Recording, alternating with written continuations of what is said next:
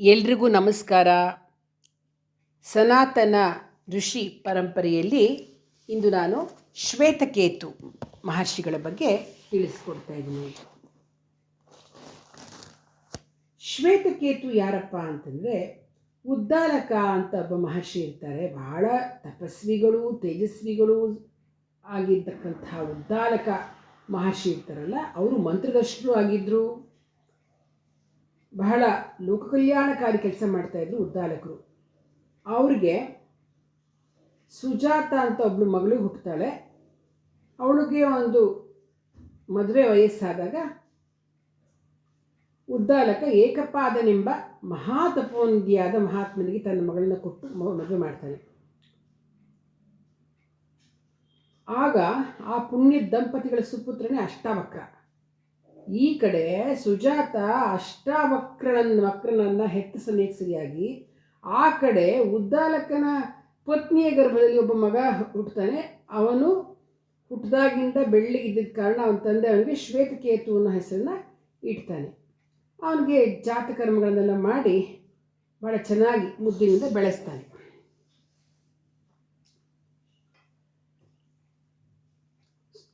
ಒಂದೇ ಆಗಿರ್ತಕ್ಕಂತಹ ಅವರಿಬ್ಬರು ಸುಜಾತ ಮತ್ತು ಅವಳ ತಾಯಿಯ ಪ್ರೇಮದ ಮಡಿಲಿನಲ್ಲಿ ಲಾಲಿನಿಂದ ಬೆಳೀತಾ ಇರ್ತಾರೆ.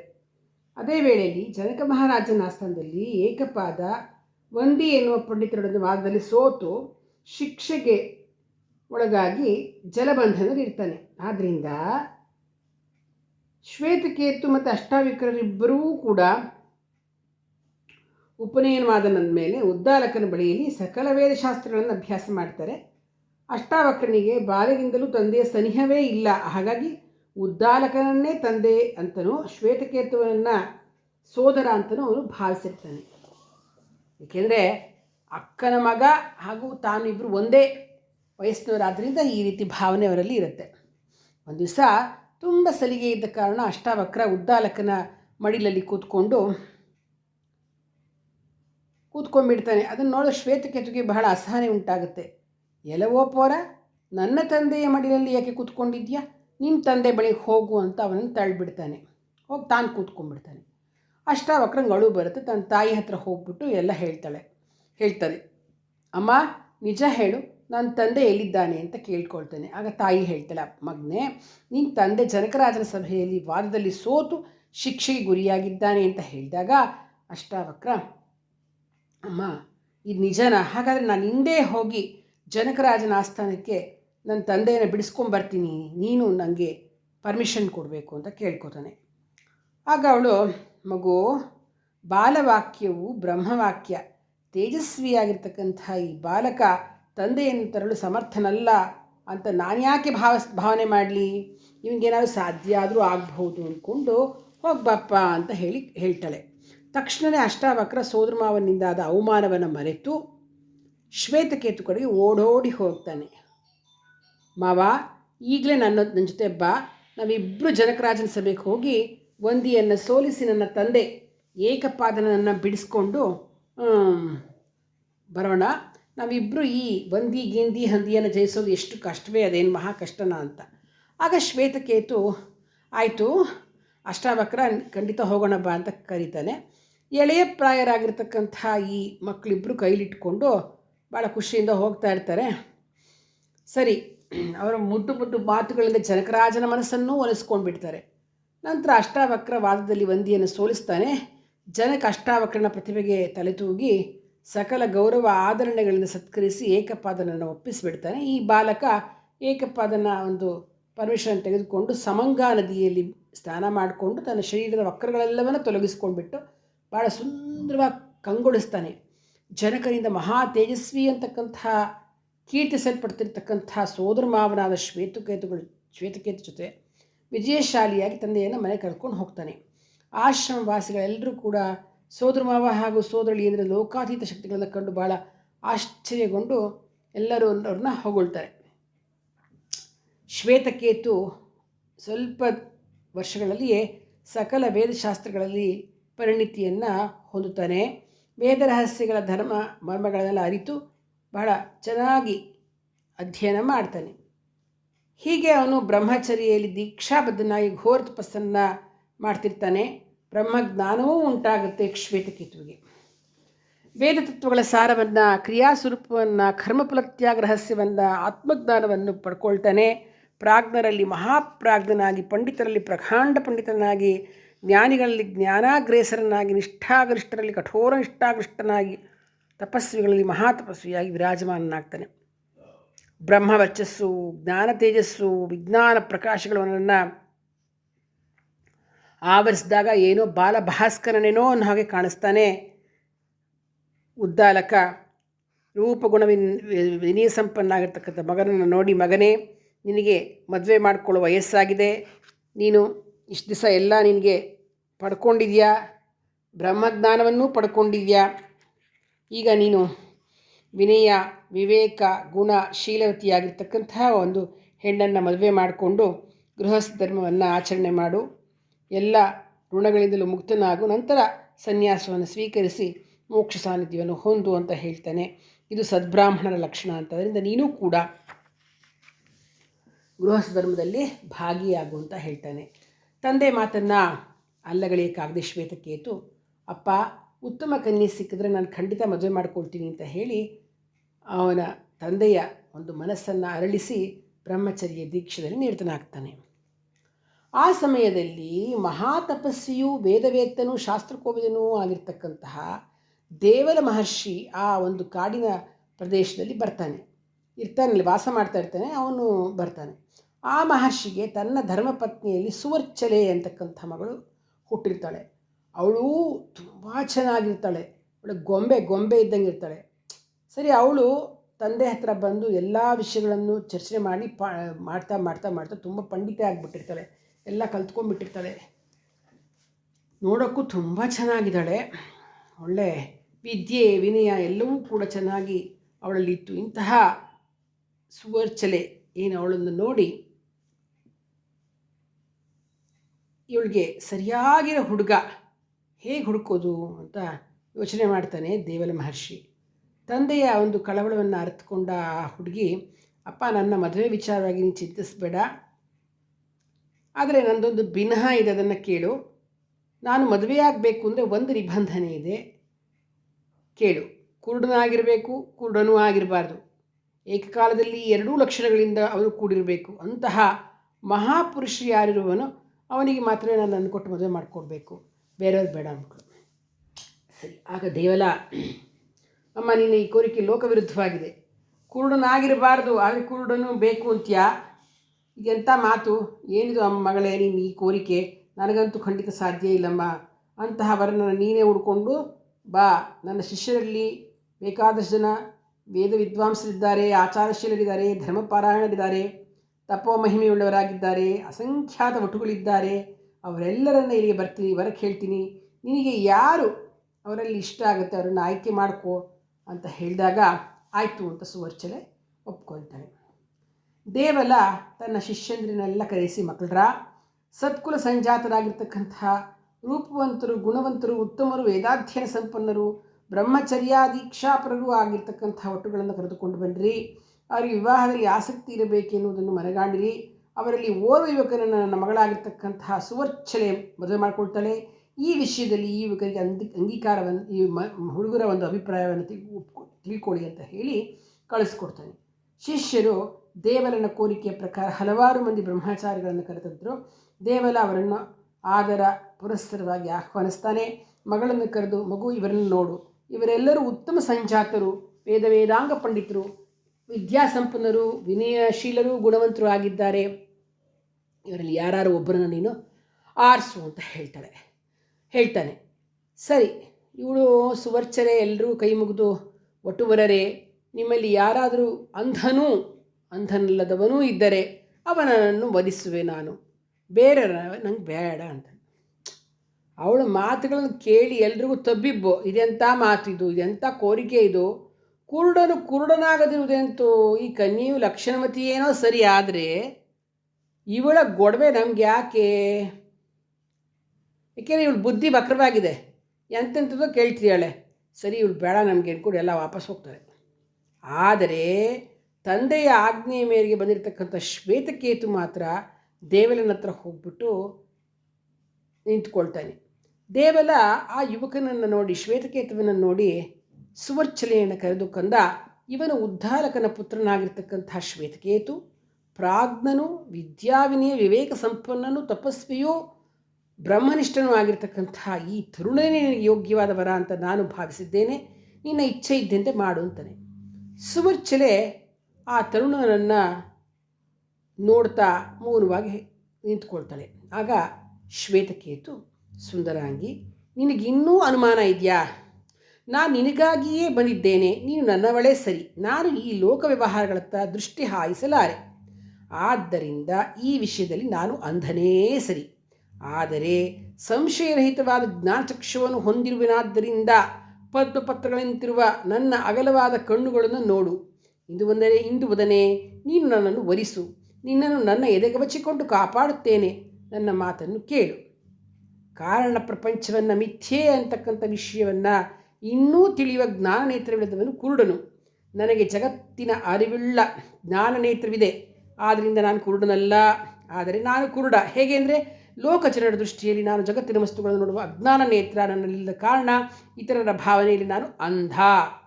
ಲೋಕದೃಷ್ಟಿಯಲ್ಲಿ ನಾನು ಸಕಲ ಕರ್ಮಗಳನ್ನು ಆಚರಿಸ್ತಿದ್ರೂ ಕೂಡ ಕಾರ್ಯರೂಪವಾಗಿರ್ತಕ್ಕಂಥ ಪ್ರಪಂಚದಲ್ಲಿ ಕಾರಣರೂಪನಾಗಿರ್ತಕ್ಕಂಥ ಪರಮಾತ್ಮ ನಾನು ಎಂಬ ತತ್ವವನ್ನು ತಿಳಿದ್ವಿನಾದ್ದರಿಂದ ಪರಮಶಾಂತಿಯನ್ನು ಹೊಂದಿದ್ದೇನೆ ನಾನು ಅಂತ ಅವನು ಹೆಂಗೆ ತಾನು ಕುರುಡನೂ ಹೌದು ಕುರುಡ ಅಲ್ಲದೂ ಹೌದು ಅನ್ನೋದನ್ನು ನಿರೂಪಿಸ್ತಾನೆ. ನನಗೆ ಮೋಕ್ಷ ಸಿಕ್ಕಿದೆ, ಕಾಮಕ್ರೋಧಗಳು ನನ್ನಲ್ಲಿಲ್ಲ, ನೀನೇ ನನ್ನ ಪತ್ನಿ ಅಂತಕ್ಕಂಥ ಸತ್ಯ ನನಗೆ ತಿಳಿದಿದೆ, ಅದಕ್ಕಾಗಿ ಬಹಳ ದೂರದಿಂದ ನಾನು ಬಂದಿದ್ದೇನೆ ಅಂತ ಹೇಳ್ತಾನೆ. ಸುವರ್ಚಲೆ ನಾಚಿಕೆಯಿಂದ ಹಿಂದಕ್ಕೆ ಸರಿತಾಳೆ. ಅವಳ ಮನಸ್ಸನ್ನು ಅರ್ಥ ಮಾಡ್ಕೊಳ್ತಕ್ಕಂಥ ದೇವಲ, ಏನಮ್ಮ ಸುವರ್ಚಲೆ, ನಿನಗೆ ಒಪ್ಪಿಗೆ ಆಯಿತೆ, ತಥಾಸ್ತುನ್ಬಹುದೇ ಅಂತ ಹಾಸ್ಯ ಮಾಡಿದಾಗ ಅವಳಿಗೆ ಮತ್ತಷ್ಟು ನಾಚಿಕೆಯಾಗಿ ಒಳಗೆ ಹೋಗಿ ಪಿಸು ಮಾತಿನಲ್ಲಿ ಈ ವರ ನನಗೆ ಇಷ್ಟವಾದನಪ್ಪ ಅಂತ ಹೇಳ್ತಾಳೆ ಅಪ್ಪಂಗೆ. ಸರಿ, ಖುಷಿಯಾಗುತ್ತೆ ದೇವಲ ಮಹರ್ಷಿಗೆ. ತಕ್ಷಣವೇ ಅವನು ಗೌರವದಿಂದ ಉದ್ದಾಲಕನನ್ನು, ಬಂಧುವರ್ಗದವರನ್ನು, ಋಷಿಸಮೂಹವನ್ನು ಕಳಿಸಿ, ಶಿಷ್ಯರನ್ನೂ ಕರೆಸಿ ಎಲ್ಲರ ಎದುರಿಗೆ ಮುಹೂರ್ತವನ್ನು ನಿಶ್ಚಯಿಸಿ ಮದುವೆ ಮಾಡಿಕೊಟ್ಬಿಡ್ತಾನೆ. ಸರಿ, ಎಲ್ರಿಗೂ ಖುಷಿಯಾಗುತ್ತೆ. ದಿವ್ಯ ಮಂಗಳ ಶುಭ ಸಮಯವಾಗಿರ್ತಕ್ಕಂಥ ಅಲ್ಲಿ ನೆರೆದಿದ್ದ ಜನರೆಲ್ಲರೂ ಕೂಡ ಹೃತ್ಪುಂಡರೀಕ ನಿವಾಸನು, ಸಕಲ ಭೂತಾತ್ಮಕನು, ಸರ್ವಗುಣ ಸಂಪನ್ನನು ಆದ ಶ್ರೀಹರಿಯೇ ಈ ಶ್ವೇತಕೇತು ರೂಪದಲ್ಲಿ ಬಂದಿದ್ದಾನೆಯೋ, ಆ ಮಹಾತಾಯಿ ಕರುಣಾಮಯಿಯಾದ ಮಹಾಲಕ್ಷ್ಮಿಯೇ ಈ ಭುವಿಜನರ ಕಣ್ಣುಗಳನ್ನು ತಡಿಸಲು ಸುವರ್ಚಲಿ ರೂಪದಲ್ಲಿ ಬಂದಿದ್ದಾಳೇನೋ, ಇಲ್ಲಿದ್ದರೆ ಈ ದಂಪತಿಗಳು ಆದಿ ದಂಪತಿಗಳಾದ ಅವರ ರೂಪದಲ್ಲಿ ಗೋಚರವಾಗಿರ್ತಕ್ಕಂಥ ಹೇಗೆ ಸಾಧ್ಯ ಅಂತ ಎಲ್ಲರೂ ಮಾತಾಡ್ಕೊಳ್ತಾರೆ.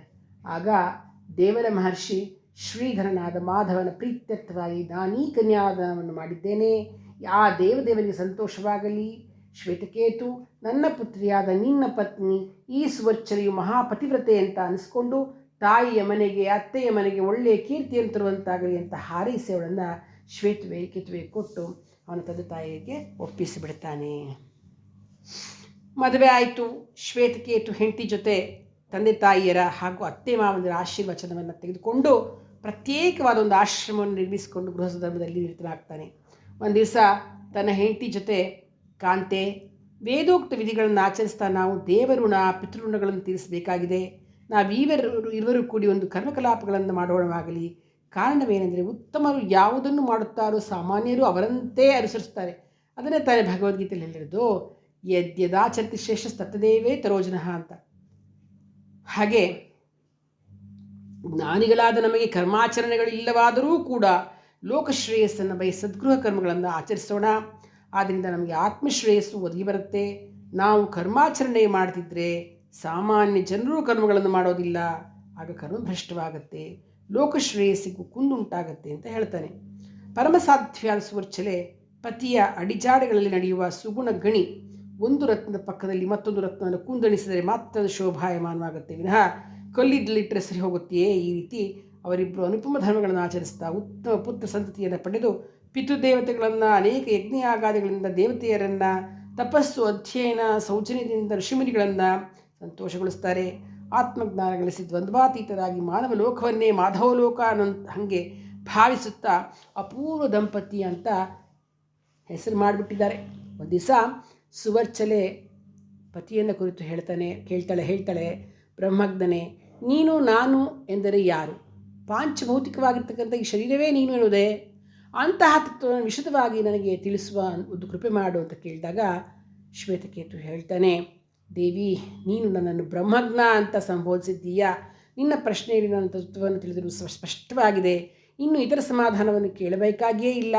ಆತ್ಮ ಮಾತಾಡೋಲ್ಲ, ನೋಡಲ್ಲ, ಕೇಳಲ್ಲ, ಅದಕ್ಕೆ ಹುಟ್ಟಿಲ್ಲ, ಸಾವಿಲ್ಲ. ಆತ್ಮನಿಗೆ ಶರೀರ ಸಂಬಂಧದಿಂದ ಚಲನವಿರುವುದೆಂಬ ಭಾವನೆಯುಳ್ಳವನಿಗೆ ಬಂಧನವೂ ಇರುತ್ತದೆ. ಸಮಸ್ತವನ್ನು ಅಭೇದ ದೃಷ್ಟಿಯಿಂದ ನೋಡುವವನಿಗೆ ಬಂಧನ ಅಂತಕ್ಕಂಥದ್ದೇ ಇರಲಾರದು ಅಂತ ಹೇಳಿದಾಗ, ಮಹಾತ್ಮ, ನೀನು ಪರಮ ಪ್ರಾಜ್ಞನೇ ಆಗಿದ್ದರೂ ಅಜ್ಞಾನಿಯ ರೀತಿ ಸಕಲ ಕರ್ಮಗಳನ್ನು ಮಾಡಕ್ಕೆ ಶುರು ಮಾಡಿದ್ಯಾ. ನಿನ್ನ ಸಹ ಧರ್ಮಚಾರಣಿಯಾದ ಕಾರಣ ನಾನೂ ಸಹ ನಿನ್ನನ್ನೇ ಅನುಸರಿಸ್ತಾ ಇದ್ದೇನೆ. ಈ ವಿಷಯದಲ್ಲಿ ನಿನ್ನ ಅಂತರಂಗದ ಭಾವನೆ ಏನಿದೆ, ಕೃಪೆ ಮಾಡಿ ಹೇಳು ಅಂದಾಗ ಶ್ವೇತಕೇತು ಹೇಳ್ತಾನೆ, ಮಂಗಳಾಂಗಿ, ಜ್ಞಾನದಲ್ಲಿ ಹಿರಿಯರಾದವರ ಆಚರಣೆಗಳನ್ನು ಸಾಮಾನ್ಯ ಜ್ಞಾನವುಳ್ಳವರೂ ಆಚರಿಸ್ತಾರೆ. ಲೋಕ ವ್ಯವಹಾರವು ಕ್ರಮಬದ್ಧತೆಯಿಂದ ನಡೆಯಲು ಕರ್ಮಗಳನ್ನು ಮಾಡಲೇಬೇಕು. ಇದು ಅತ್ಯಗತ್ಯ. ಕರ್ಮಲೋಪದಿಂದ ಮಾನವನ ಬಾಳು ಅರ್ಥಹೀನವಾಗಿ ಲೋಕವು ಅಸ್ತವ್ಯಸ್ತವಾಗುತ್ತೆ, ಧರ್ಮಗ್ಲಾನಿಯಾಗುತ್ತೆ. ಆಗ ಇಡೀ ಹರ್ತನೂ ಆದ ಪರಮೇಶ್ವರನಿಗೆ ಅದು ಅನಿಷ್ಟವಾಗುತ್ತೆ.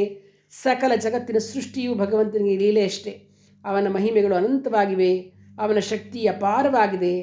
ಜನನ ಮರಣಾದಿ ಮಹಾ ಕತ್ತಲು ಗುಹೆಯಲ್ಲಿ ಸಿಲುಕಿದ ಜೀವಿ ಸಂಸಾರ ಬಂಧನದಿಂದ ಬಿಡುಗಡೆ ಹೊಂದಲು ಅವನಿಗೆ ಆತ್ಮಜ್ಞಾನವು ಅಗತ್ಯವಾಗಿದೆ. ಈ ಮಾರ್ಗವನ್ನು ಸಾಮಾನ್ಯ ಮಾನವರಾದಿಯಾಗಿ ಸಕಲರು ಅನುಸರಿಸಲೇಬೇಕು ಅಂತ ನಾನು ಸತ್ಕರ್ಮದಲ್ಲಿ ನಿರತನಾಗಿದ್ದೇನೆ. ಸತ್ಕರ್ಮಗಳಿಂದ ದೇಹ ಶುದ್ಧಿಯಾಗುತ್ತೆ, ಆತ್ಮ ವಿಕಾಸವಾಗುತ್ತೆ, ಲೋಕ ಜನರಿಗೆ ಆದರ್ಶವು ಜೀವನ ಸಾಫಲ್ಯವೂ ಲಭ್ಯವಾಗುತ್ತೆ. ಸತ್ಕರ್ಮಗಳನ್ನು ಪ್ರತಿಯೊಬ್ಬರೂ ದೇಹಪತನ ಪರ್ಯಂತ ಆಚರಿಸ್ತಾ ಇರಬೇಕು ಅಂತ ಹೇಳ್ತಾನೆ. ಪತಿಯ ನುಡಿಗಳಿಂದ ಆನಂದ ಹೊಂದಿದ ಸುವರ್ಚಲೆ, ಸ್ವಾಮಿ, ಶಬ್ದ ಹಾಗೂ ಅರ್ಥ ಅಂದ್ರೇನು ಅಂತ ಕೇಳಿದಾಗ, ಕೇಳು, ಅಕ್ಷರಗಳನ್ನು ಉಚ್ಚರಿಸಬೇಕಾದಾಗ ಹೊರಗೆ ಬರುತ್ತಲ್ಲ ಅದೇ ಶಬ್ದ. ಅಂತಹ ಶಬ್ದದಿಂದ ನಮಗೆ ಯಾವುದು ತಿಳಿಯಲ್ಪಡುತ್ತೋ ಅದು ಅರ್ಥ. ವಾಕ್ ಅರ್ಥ. ವಾಗರ್ಥ ಸಂಪೃಕ್ತೋ ವಾಗರ್ಥ ಪ್ರತಿಪತ್ತಯೇ ಜಗತಃ ಪಿತರೋ ಒಂದೇ ಪಾರ್ವತಿ ಪರಮೇಶ್ವರವು. ವಾಕ್ ಮತ್ತು ಅರ್ಥ ಅಂದರೆ ಶಬ್ದ ಮತ್ತು ಅರ್ಥ. ಆ ಶಬ್ದ ಅಂತಕ್ಕಂಥದ್ದು ಅರ್ಥ ಅಂತಕ್ಕಂಥದ್ದು ಎರಡೂ ಒಂದೊಂದು ಬಿಟ್ಟು ಇರೋಕ್ಕಾಗಲ್ಲ ಅಂತಕ್ಕಂಥದ್ದು. ಎರಡು ಪಾರ್ವತಿ ಪರಮೇಶ್ವರಿದ್ದ ಹಾಗೆ ಅಂತಕ್ಕಂಥ ಶ್ಲೋಕ ಹೇಳುತ್ತೆ. ಹೀಗೆ ಈ ಶಬ್ದ ಅರ್ಥಗಳಿಗೆ ಯಾವುದೇ ರೀತಿ ಸಂಬಂಧ ಇರೋದಿಲ್ಲ.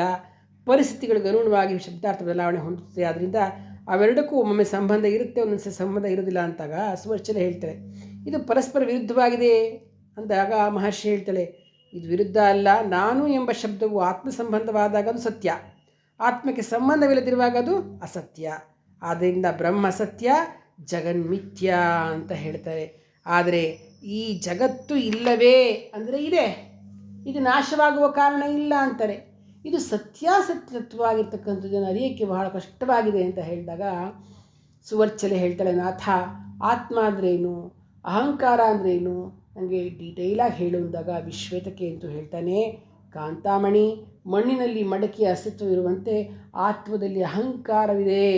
ಅಚಿಂತ್ಯವು, ಅನಂತವು, ಪರಮವೂ ಆಗಿರುವ ವಸ್ತುವೇ ಆತ್ಮ. ಇದರಲ್ಲಿ ನಾನು, ನಂದು, ನೀನು, ನಿಂದು, ಇದು, ಅದು ಎನ್ನುವುದೆಲ್ಲ ಕಾಲ್ಪನಿಕಗಳು ಇವೆ. ಇಂತಹ ಭಾವವನ್ನು ಅಹಂಕಾರ ಅಂತಾರೆ. ಆದರೆ ಇವೆರಡಕ್ಕೂ ಸಂಬಂಧ ಇಲ್ಲ.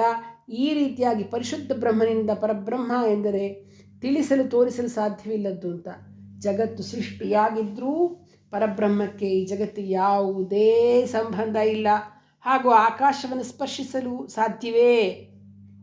ವಾಯುತತ್ವವನ್ನು ಚರ್ಮವೆಂಬ ಇಂದ್ರಿಯದಿಂದಲೂ, ವಾಸನೆಯನ್ನು ನಾಸಿಕೆಯಿಂದಲೂ, ಕತ್ತಲು, ಬೆಳಕು, ಮೇಘ, ನಕ್ಷತ್ರ ಮೊದಲಾದಗಳಿಂದ ಕಣ್ಣುಗಳೆಂಬ ಇಂದ್ರಿಯಗಳಿಂದಲೂ ಮಾನವ ತಿಳಿತಾನೆ. ಪರಬ್ರಹ್ಮ ವಸ್ತು ಎನ್ನುವುದು ಆಕಾಶದಂತೆ ಶೂನ್ಯ ಅಂತ ಗೊತ್ತಿದ್ದರೂ ಕೂಡ ಭಗವಂತನ ಅವತಾರಗಳು ನೋಡೋಕ್ಕೆ ತಿಳಿಯೋಕ್ಕೆ ಅನುವಾಗಿದೆ. ಬುದ್ಧಿಯಿಂದ ವಿಶ್ಲೇಷಿಸಲ್ಪಡುತ್ತೆ. ಜಲತತ್ವ ಒಂದೇ ಆದರೂ ಅದು ಪ್ರವಹಿಸುವ ಪ್ರದೇಶಗಳನ್ನು ಅನುಸರಿಸಿ ರುಚಿಭೇದಗಳು ಹೊಂದುತ್ತವೆ. ರೂಪವಿಲ್ಲದ ಆತ್ಮವಸ್ತುವೂ ಕೂಡ ಪ್ರಕೃತಿಯ ಸಂಬಂಧದಿಂದ ವಿವಿಧ ರೀತಿಗಳಲ್ಲಿ ತೋರ್ಪಡ್ತಾ ಇರುತ್ತೆ. ಪರಿಶುಭ್ರವಾದ ಜಲ ಎಲ್ಲಿದ್ರೇನು ಅದನ್ನು ಪಾನ ಮಾಡ್ತಕ್ಕಂತಹ ಮನುಜ ತನ್ನ ಬಾಯಾರಿಕೆಯನ್ನು ಆರಿಸಿಕೊಳ್ತಾನೆ. ಪರಮಾತ್ಮನನ್ನು ಯಾವ ರೀತಿಯಲ್ಲಿ ಸೇವಿಸಿದ್ರೂ ಅವನು ಉತ್ತಮ ಫಲವನ್ನೇ ಪಡಿತಾನೆ. ಪರಮಾತ್ಮ ಕಣ್ಣಿಗೆ ಕಾಣದಿದ್ದರೂ, ಬುದ್ಧಿಗೆ ನಿಲುಕದಿದ್ದರೂ ಸರಿ, ಆದರೆ ಸಾಧನೆಯಿಂದ, ಉಪದೇಶದಿಂದ, ಮಾರ್ಗಸೂಚಕಗಳಿಂದ, ಅಂತೆಯೇ ವರ್ಣನೆಗಳಿಂದಲೂ ವೇದಶಾಸ್ತ್ರಗಳಿಂದಲೂ ಅವನು ತಿಳಿಯಲ್ಪಡ್ತಾನೆ. ಆತ್ಮಧ್ಯಾನದಿಂದ ಪರಿಶುದ್ಧ ಜ್ಞಾನ ಉಂಟಾಗುತ್ತೆ. ಜ್ಞಾನ ಉತ್ತಮ ಗತಿ ಸಾಧನವಾಗುತ್ತೆ. ಮಹಾಮಹಿಮೆಯುಳ್ಳ ಪರಮಾತ್ಮನ ತತ್ವವನ್ನು ವಾಯುದೇವನಾಗಲಿ, ಅಗ್ನಿಹೋತ್ರನಾಗಲಿ, ಸೂರ್ಯ ಭಗವಾನನೇ ಆಗಲಿ ಅರಿಯಲಾರರು. ಜಗದ್ವ್ಯಾಪಿಯಾದ ಪರಮಾತ್ಮನ ಬ್ರಹ್ಮಜ್ಞಾನ ಸಂಪನ್ನರು ಮಾತ್ರ ತಿಳಿಯಬಲ್ಲರು ಅಂತ ಹೇಳ್ತಾನೆ ಶ್ವೇತಕೇತು. ಈ ವಿಧವಾಗಿ ಬ್ರಹ್ಮಜ್ಞಾನ ವಿಷಯಗಳನ್ನು ತನ್ನ ಪತ್ನಿಗೆ ವಿಶದೀಕರಿಸಿ ಅವಳನ್ನು ವಿವೇಕವಂತನಾಗಿಸ್ತಾನೆ. ಜ್ಞಾನವೆಂಬ ಸೌಭಾಗ್ಯವನ್ನು ಗಳಿಸಿದ ಪುಣ್ಯ ದಂಪತಿಗಳು ದೀರ್ಘಕಾಲ ಗೃಹಸ್ಥಾಶ್ರಮಿಗಳನ್ನು ಮಾಡುತ್ತಾ ಕಡೆಗೆ ಸನ್ಯಾಸ ಚಿತ್ತವನ್ನು ಅನುಸಂಧಾನ ಮಾಡುತ್ತಾ ಗೋವಿಂದನ ಪಾದಾರವಿಂದಗಳಲ್ಲಿ ಮನಸ್ಸನ್ನು ಕೇಂದ್ರೀಕರಿಸಿ ಮರಣಾನಂತರ ಮೋಕ್ಷ ಸಾಮ್ರಾಜ್ಯವನ್ನು ಹೊಂದಿ ಉತ್ತಮ ಗತಿಯನ್ನು ಪಡ್ಕೊಳ್ತಾರೆ. ಸಮಂಗಾ ನದಿಯ ಸನಿಹದಲ್ಲಿ ಸೋಮಕಶಿಬಿ ಅಂತ ಒಂದು ತೀರ್ಥ ಇದೆ.